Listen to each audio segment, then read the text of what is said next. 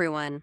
Ready for a deep dive into something kind of amazing? But we're going to unpack this recent policy change in the US, and it's way more than just like a medical thing. Yeah, It's potentially life saving and touches on scientific progress, and I think even maybe some social perceptions that are going to be challenged by those. totally. We're talking about organ transplants for people with HIV, Oh, wow. something that was pretty much impossible not that long ago. Yeah. So our source for this deep dive is this Fox News article, okay, from November 27th, 2024. And it's called HIV-positive transplants now permitted for livers and kidneys. Hitchy. I know, right?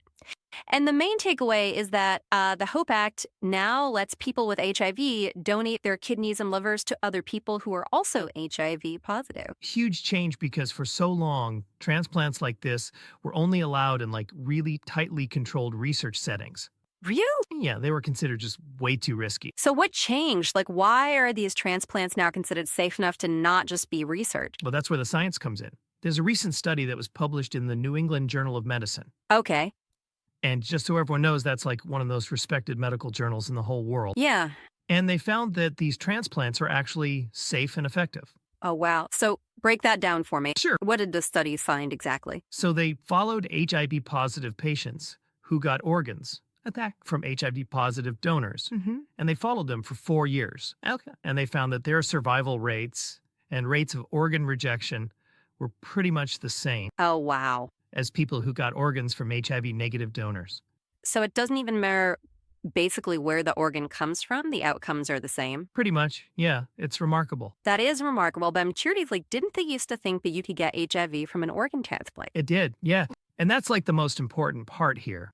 We've come a long way in like understanding and treating HIV. Like it used to be a death sentence. Yeah. But now with effective treatment, it's a chronic manageable disease. I submit. So then how does that make the organ transplant safer? Like, isn't there still a risk of getting the virus? That's a great question. And this is where it gets really interesting. Okay. The key is something called viral load. Okay. And that refers to the amount of HIV that's actually in a person's blood. Okay. And with the medications that we have these days, a person's viral load can be reduced to like undetectable level. Undetectable, like it's completely gone. Not necessarily gone, Okay. but it's so small that standard tests can't even find it. Wow. And the important thing is when someone's viral load is that low, they can't transmit the virus Oh, wow. to anyone else, even through something like an organ transplant. That's like that changes everything. It does. So it sounds like the science is there, but what about doctors? Like, are they on board with this? Yeah, absolutely. The article features this Dr. Mark Siegel, who's a medical analyst for Fox News, and he's also a practicing physician at NYU Langone Health, which is a well-known transplant center. Yeah. And he's a big supporter of this new policy. And why is that? He basically says the same thing that we were just talking about, that an HIV is now just a chronic, manageable disease. And with proper treatment, the risk of transmission is basically zero. Okay. He sees it as like, we needed to update these old policies. It's amazing how far we've come with all this. I know that there's a huge shortage of organs out there. Absolutely. So how big of an impact do you think this policy is going to have on that problem? I mean, it's significant. Thousands of people in the U.S. Are on waiting lists Right. for kidney and liver transplants. And the wait for a kidney can be like 3 to 5 years. Wow. And for a liver, it can be up to 5 years. Take a long. It's a really long time to be living with that kind of uncertainty. And honestly, some people don't even make it. That's so sad. This could shorten those wait times and give more people a chance at a life-saving transplant. Exactly. And it's not just theoretical either. The article says 500 kidney and liver transplants from HIV-positive donors have already happened in the U.S. Really? Yeah, as part of those research studies. Wow. So we're building on something that's already been proven to work. Yes, really encouraging. This seems like a huge win for people with HIV who need transplants. But are there any concerns about how this might impact people who don't have HIV? Yeah, that's a really important question. And that kind of takes us beyond just the medical stuff, you know? Yeah. We have to think about the ethics and the logistics of this. Yes, those are big questions. They are huge. Yeah. And they're not easy to answer. Yeah. It makes you think about like all the ways this can change things. Totally. It's not just about the medical stuff. It's societal too. Like, are you thinking about like the stigma around HIV? Exactly. Like That could be a big area where we see changes. Okay, yeah, 'cause that's the thing. Oh, yeah, big time. So how could this policy help with that? Well, just think about the message it sends. People with HIV can be life saving organ donors. Wow. Yeah. It challenges all those old stereotypes and shows people in a much more positive light. Yeah, like saying, hey, people with HIV aren't just receiving care, they can be givers too. Exactly. That's pretty powerful. It is. And by highlighting that positive side, maybe we'll see less discrimination against people with HIV. So is that just not more organ that's about changing how people see HIV? Right. And that could snowball. Yeah. I know maybe more people will get tested and get treatment early, Oh, that's interesting. knowing that a diagnosis isn't the end of the world. It creates hope. Exactly. That's huge. Yeah. But of course, there are always challenges, right? Like with anything. Okay, yeah. What are some of the potential downsides or hurdles we might see? One of the biggest things is informed consent. Oh, okay. Both the donors and the recipients need to really understand the risks and benefits. Right, because even though the risk of transmission is super low with an undetectable viral load, it's not zero, is it? You got it. And everyone involved has to be okay with that level of risk, Yeah. which means communication is key. So doctors and nurses are going to have a lot of work to do to educate everyone. Absolutely. They're on the front lines of this. Yeah. And then there's the logistics of it all. Oh, yeah, for sure. Our healthcare system is already kind of stretched thin. It is. And this could put even more strain on the system.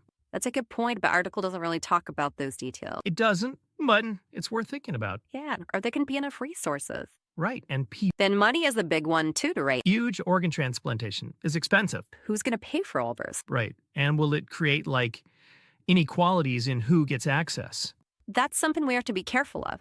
Absolutely. It seems like there's a lot of hope with this new policy, but also a lot of complicated stuff to figure out. That's how it always is with progress, right? We push boundaries and we find new problems to solve. It's like a new chapter with good stuff and maybe some not so good stuff to deal with. Exactly. And it'll be interesting to see how it all plays out. Before we wrap this up, I want to go back to something you mentioned about how this could change how people view HIV. Oh, That's really interesting to think about. it is. And we see this before, right? With other medical advances. Yeah, with effective treatment. Exactly. It helped to destigmatize her. Right? People saw that it wasn't a death sentence anymore. It became something you could live with, Exactly. And this policy change could be another step in that direction. like a different kind of stuff. Yeah, it's not just about education. It's about showing the humanity of people with HIV. Yeah. They could literally save lives. Donating organs, right? It breaks down those old stereotypes. It makes it real. Oh, yeah.